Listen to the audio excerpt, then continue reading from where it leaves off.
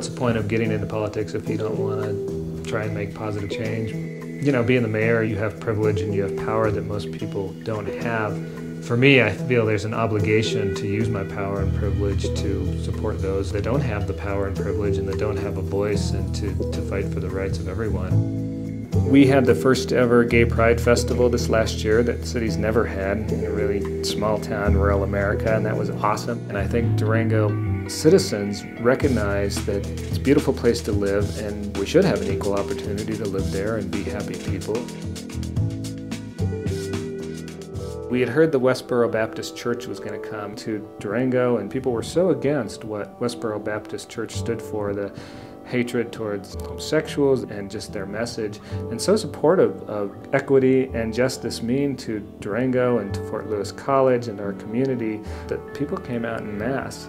We had, I think the Durango Herald reported having about 1,400 people there, and that was the biggest rally I'd seen in Durango, and I've been there for 18 years.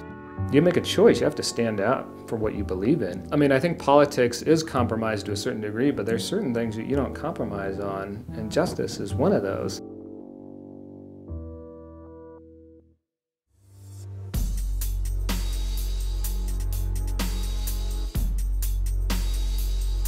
My name is Barb Farrell Van Hoy. I was most recently the director at Citizens Project. I have this memory of being in 4th grade and learning about the United States, and like many of us as we grow older, learn more, I really strongly felt like there was a huge gap between those values that our country is founded on, especially the idea of all people are created equal, and seeing so much inequality. And I felt like, why would I do anything else in the world if I could do something that would help make this a better place for everyone to live in, no matter who they are? In so many ways, I am indebted to Citizens Project for giving me the opportunity to make a difference and, make some change in the community. I think that having that opportunity to be with an organization that has both a very broad mission and very specific core values allowed me to get to work with so many other people and organizations who have overlapping interests and concerns around equality and diversity.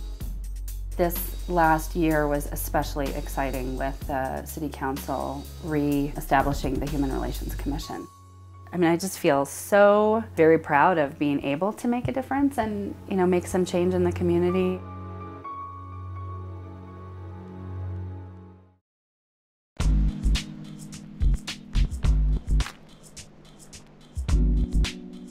I'm Christy Milligan, and I'm privileged to be the Executive Director of Citizens Project.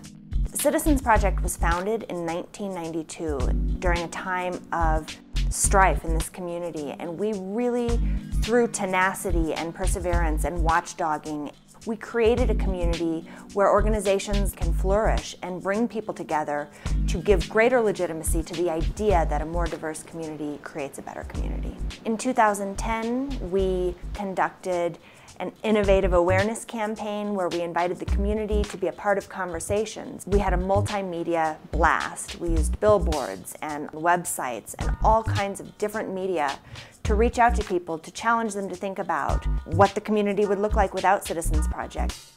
And I think that we have, just by being here and being a voice and being the ears for people who need someone to talk to, we have prevented so many instances. People know that they have a place to come where they will be honored and respected. People know that they have a place to come to report instances of discrimination. The greatest gift that Citizens Project gives to this community is all of the stuff that hasn't happened. Citizens Project is working on behalf of the entire community, whether they know it or not, to ensure that their rights to equality and equal access are protected.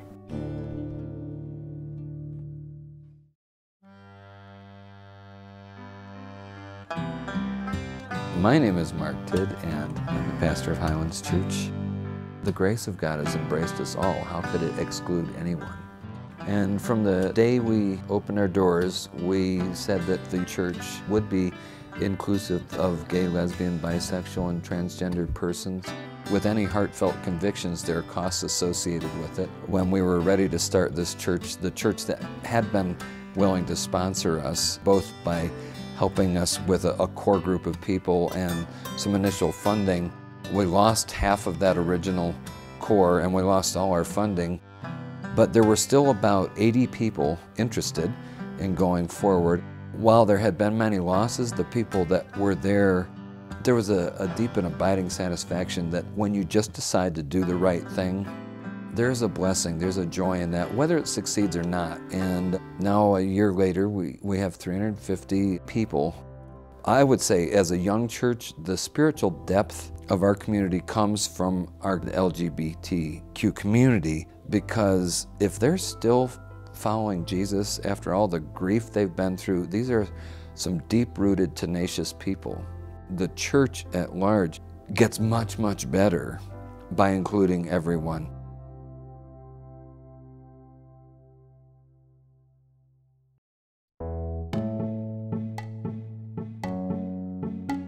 My name is Stephanie Lopez. I am 19 years old and I'm an advocate against teen dating violence and domestic violence.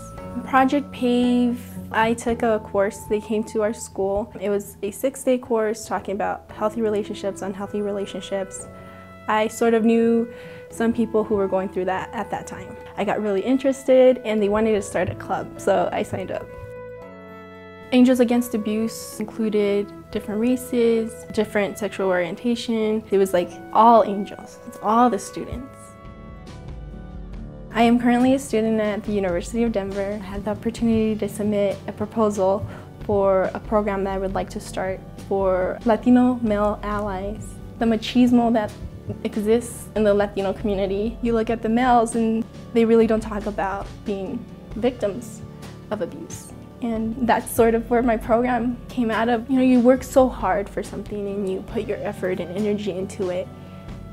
And you go home and you feel good about yourself. It just makes me realize that power that I have as a woman, as a student, as a Latina, like what I am capable of doing. It gives me that confidence to go out and do something else for somebody else.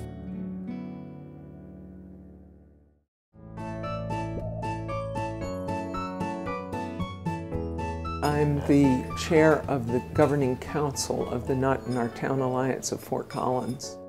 We do treasure our freedoms in our country, and I think one of the things that is really important is that we have to get to know people on a human level and not just treat them as categories of people. And that really creates a kind of community that everyone wants to live in.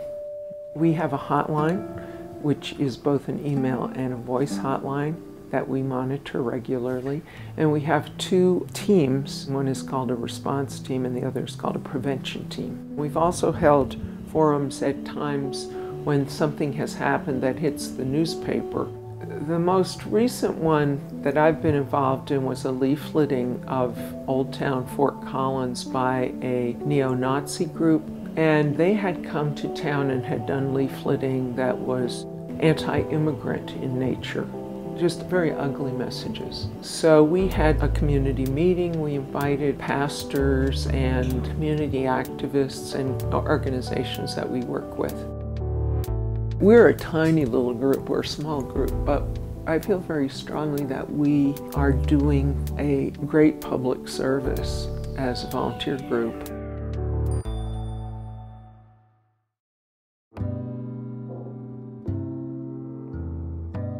I'm the theater director and drama teacher at Thomas Jefferson High School. We started looking at the Rent project. We really wanted to use it as a vehicle to spread acceptance and love and compassion for any person. And we figured, well, let's change our hearts. Let's take a look at what we think. We had our students spend really the full year of the Rent project preparing and serving dinner at the Denver Rescue Mission, working with the Colorado AIDS Project. Several of them got volunteer jobs during the summer, going out to all kinds of people and just accepting them as people and forgetting about the labels.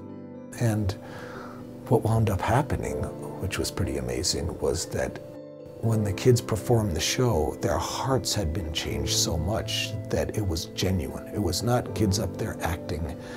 They were really portraying that love and compassion, and I think that's what really clicked with audiences. We got emails from all over the place, and it was like 99.9% positive. One of the reasons there wasn't that pushback or that negative labeling to the kids who were in the show is because While we still have a ways to go, we have started to change the TJ community, the culture, to a kinder place. It's been a real positive influence in my life.